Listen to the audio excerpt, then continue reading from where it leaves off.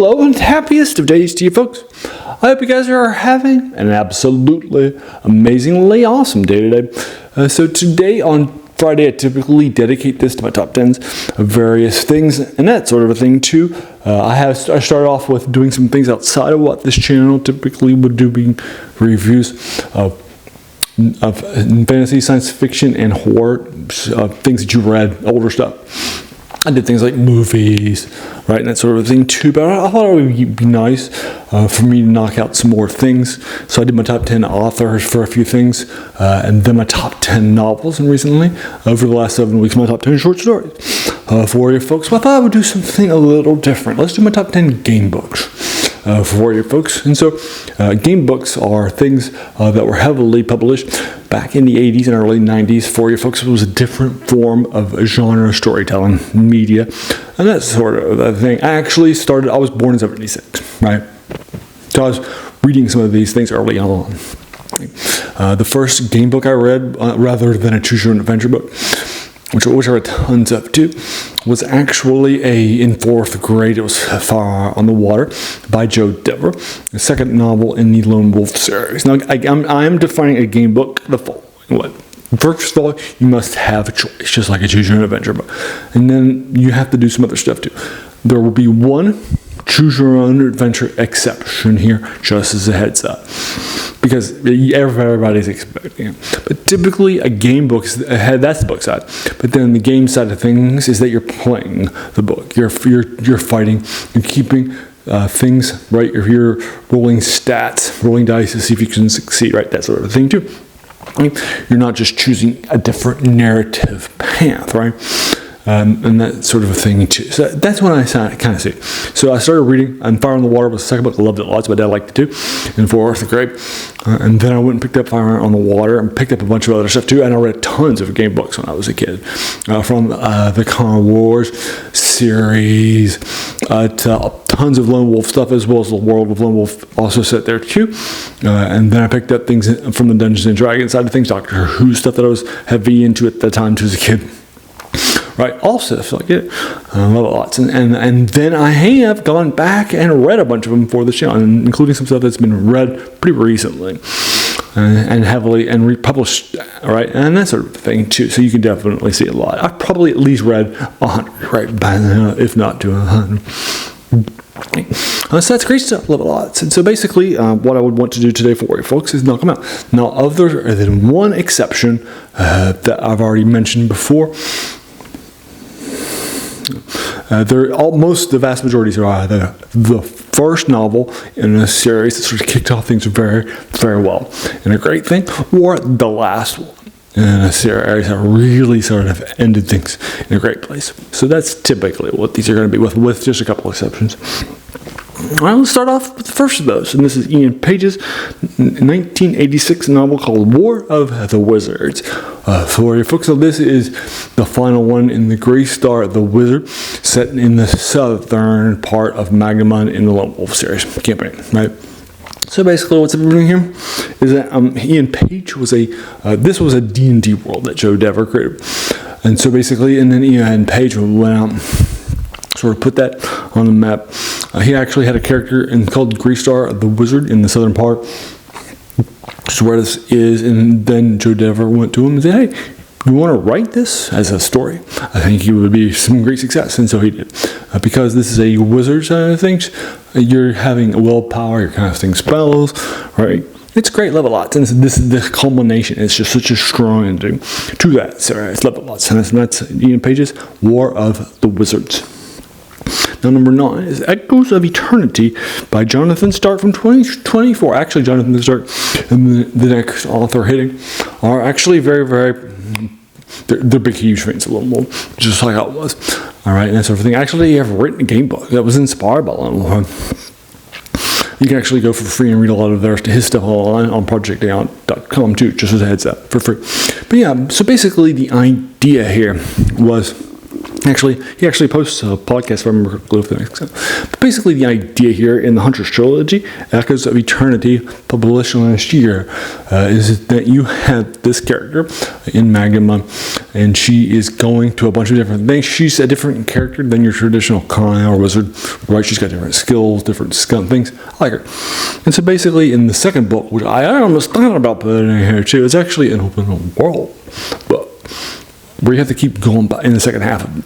So you have to keep going back and forth, right? I think it's great stuff. But here, in the third book, that finishes things out, this is it is just so strong. It is a time travel concept. I love it. Once you have to keep going to the same place over and over and over again, trying to figure out what's happening, get new clues and that sort of thing too, and figure stuff out. It's great level ups, and that is Echoes of Eternity. Now, number 80 is Twilight Stage, that I just alluded to, from 2025, or this year. It's about August time. For folks, again, August and him are both very strong fans and do a podcast together. I'm sure they're great friends too. If not, then they just do it for the kids. But anyway, basically, this is a shorter trilogy ending. So basically, each of these are one character. So basically, what's happening in Twilight's Edge is that we have this concept of this planet that we have is sort of one of the last great battles left, tipping the balance towards good against evil. And so evil characters and races and species are trying to invade not our planet through like the traditional sort of other planes and that sort of thing, two planar portals, but actually from the space and other planes. And that sort of thing too. And so now what we have is this guardian that keeps us safe. It keeps us secret, and that sort of a thing too. But now the secret has been taken down, and they know about it, and they're about to bombard us. So that's what's happening. Like lots. Now number 7 is Life's Lottery by Kim Newman. This one had to be here from 1999. This is the one exception to this. It's actually such a strong thing. First of all, it is a choose your own adventure, right, for adults. It is adult themes, right, and that sort of a thing too. But one of the other great things that this does too is that you can read it front to back too and just get a completely different story, right? It's just so strong with that level lots. Number 5 is Battle Road by Steve Jackson. This is from 1986, the first Car Wars. Love it lots. This is probably the game book outside of the Lone Wolves that I typically go back and have read tons and tons of times. Love it lots. It definitely put the Car Wars on the map. This is that Steve Jackson, if I remember correctly, the one who created it, right, and that sort of thing. Just that's great stuff. All right, number 5 is Shadow on the Sand by Joe Deverts from 85. This ends the initial 5-book Kai series, starting Lone Wolf, that sort of thing. Now, if you recall, one of the things that's great about Lone Wolf is it's the first sort of storyline that goes from one place to the next, right? Rather than single adventures. And it's an epic story, too. And so this is a great end to the first story. So basically, this is actually a 2-part adventure with 2 200 sections and that sort of thing, because he understood just how great it was going to be. You start off as an envoy to Vasagonia, as this lone wolf, as this Kai ranger, and that sort of thing too. It has psychic powers, and then after and they have requested you, and Vasagonia and your native nation of Summerland are nasty enemies. On the way over, you find out that person has been killed, the person who invited you over to sort of make a great peace, and then you'll actually be you find out this actually was an assassin attempt on you, right?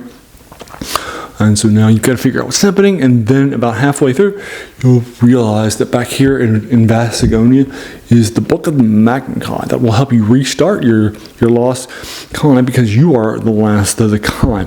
In the first book, you are the Kai were the great defenders of Summerland, but they were attacked and betrayed by the big bads and that sort of thing too, in a giant feast that everybody had gathered at except for you. You were actually out there gathering firewood for the feast as a punishment. And now you can restart the Kai with the Book of the Magna. So and that's the second half, right? It's great stuff. Love it lots. It's a huge epic story. Huge epic stuff is happening in Love Lots. All right, now number 4 is the first one I read, Fire on the Water, Beloved. This is going to be the only one. It's like in the second or third. It's great, love it lots. And so again, what's happening here? You've just arrived at the capital from the first book that I mentioned before, and then here you are getting taken care of. You realize that there's a surprise attacking you, just suddenly under siege, right? And the capital will only survive for 40 days. So you got 40 days to go get help. And so you're being sent by your king on an expedition to go grab the summer sword from a nearby ally nation called Durner. And then you got to go survive and then bring it back. And this artifact sword is called the Summer Sword, and that should be able to take out the big bads and that sort of a thing too. So you're going to start off as an epic quest. You're going to get portrayed from the very beginning, and that sort of a thing too. It's great stuff, love it lots. I think it's a hugely great plot. All right, now top 3. Number 3 is Alice's Nightmares in Wonderland by Jonathan Green from 2021. This is the first of that series. Do love it a lot. So basically what's happening here is this in the Ace Book series is all about sort of retellings or sometimes of darker aspects of this stuff, right? You might come across some stuff like this, or it has more of a horror stuff like that too. We got the Wizard of Oz, that sort of thing too, right? So basically what's happening here is that this is a retelling of Alice's initial adventure. Great. But basically what's happening here instead is that you have you're rolling dice, choosing things, and that sort of thing too. But while I like this so much as a great option to start off this series with, is that in addition to having the traditional sort of dexterity to dodge attacks or combat or endurance, you also have your smarts, right? You can rely totally on your ability to outthink people too, right? I love it lots. I think it's great stuff. So number 2 is an absolute classic 10 out of 10 that I gave to there. 2, this is The Legion of Shadow from 2012. This is by Michael J. Ward. Michael J. Ward wanted to publish a game book for a long time. He grew up as a big game book fan like I did. But he wasn't sure, right, that he would be able to sort of do that, right? But this is an absolute. But then he was able eventually to find, because game books were kind of a dead genre for the most part, and then he actually got somebody to publish it. This is the first in a 6-book Destiny Quest trilogy. I'm sorry, 6-book series by Destiny Quest. I read it and that sort of a thing. I adored this so very, very much for you. So basically what's happening here is that this is basically an open world RPG in game book form, right? It kind of takes what was happening from the previous one by Jonathan Stark and pushes it to the next level. So basically what happens is as you go to various places on the map that you turn, you can choose various places. Different things are early, easy level stuff that you can do early on.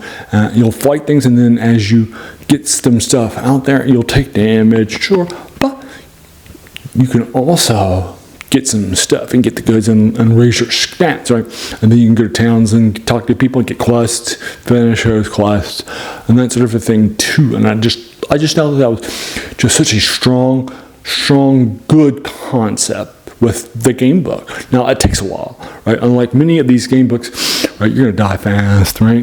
Or try to chop different paths, right? And that sort of a thing too. They're very rereadable. But this one still, I think, is rereadable because you start off with a class, 1 out of 3, and then you'll have a specialization such as the rogue, and then from there I went and actually chose a thief, an assassin, to correctly. And different things with skill to different stats and have better weapons that you can use for that and that sort of a thing too, right? But that's great. I love it lots. I think it's great stuff. I think this is an absolute classic. That's The Legion of Shadow by Michael J. Ward. Now my phone closed. I think the next one is Masters of Darkness by Joe Dever, but let me just double check really fast to make sure it is the Masters of Darkness by Joe Dever. It's the last book and in the Magnum Chi series, and which will set up after book 6. Book 5, it's an absolute classic, and it's from Joe Dever. It's from 1988 for you folks. So basically, what's happening is, unlike many places where you're in many stories, like The Lord of the Rings or something like that too, you basically have figured out a Deus Ex Machina to get yourself out of the big bads. Here, the big bads are the Dark Lords for you folks, right? And that sort of thing too. But rather than just trying to figure out a way to get past their weak spots and then exploit it, like killing the big bad to destroy them all in a hive mind or something like that. Right here, you're going to be an assassin because you are leveled up by now. You are a nasty guy. You have the Summer Sword, which kills the mini Dark Lord, the big bads, right? You are a nasty, leveled up, top of the line guy. So you're being sent in as an assassin to take out the big bads. All these different folks from Dark Lords that are the huge leaders of this era, right? And that's sort of the thing too. All right, low lords. So basically, you have to take out a few. Now actually, there is, because they actually have developed some technology that lets them live outside of their native Darklands, right? Too. So you have to take that out, take them out. But in order to do that, you need to take out the leader, his subordinates, a couple of others too along the way, right? There's no sort of a backing down. Right? Level lots, I think, is an absolute classic. And there we go. So let's go over my top 10 game books once more.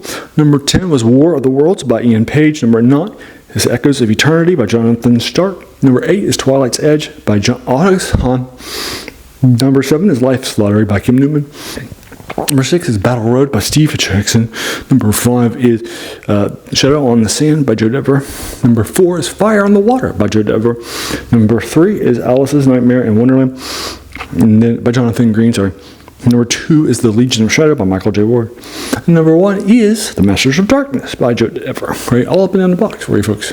All right, so have you read these 10 game books, right? And I'm happy to sort of engage you with it further in the comments below, whatever your thoughts are. Remember, I'm not, and would you have ranked in this order too? And what will be your top 10 game books too? Now remember, I'm not somebody who's a trained critic, right? I didn't study literature, right, in college or any little edge, nothing like that. Like, with the one exception of a random creative writing class I took because I wanted to be a writer. But yeah, right, and so I didn't, that's not my field, right? Right, so that means I'm not coming to you from a place of expertise, right? I'm just a fan. So somebody grew up loving game books and wrote one for free, as that's totally in the Lone Wolf genre kind of style.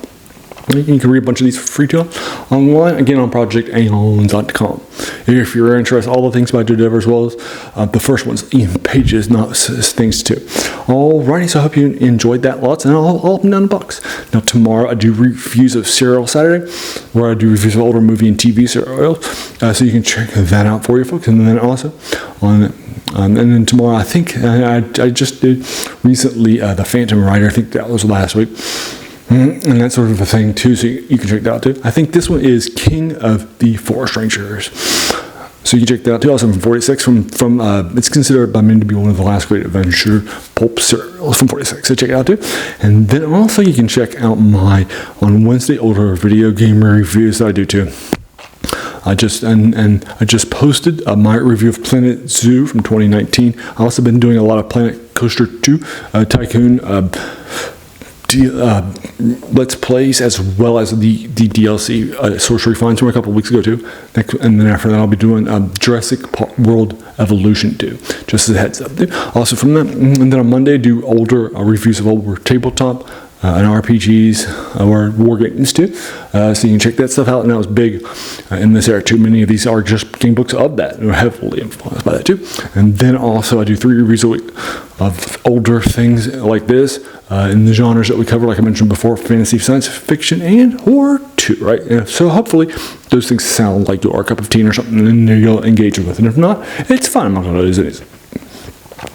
All right, but do what you want to do it right, all up and down the blocks. And if that's something that you are interested in, then please do all the YouTube stuff. Do I get the sub button, like button, all that stuff. Alrighty, as you can tell from finding those 7 older things a week, it's definitely the passion, right, of this show. The financing for you folks is even more to name.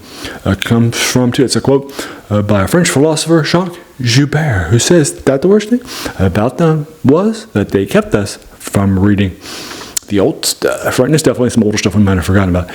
And a passion for the new video games, the new novels, the new movies, right? And the new diversions in our lives. We sometimes have forgotten that these things are standing on the shoulders of giants, like these older game books. And those were heavily influenced by Dungeons & Dragons too, like Gyarados too. So, right, you see all those influences. He was heavily influenced by Paul Bear stuff that I already covered in some of my other stuff. Right? So you can check out that stuff. All sorts of influences there. But yeah, and so right, hopefully there's.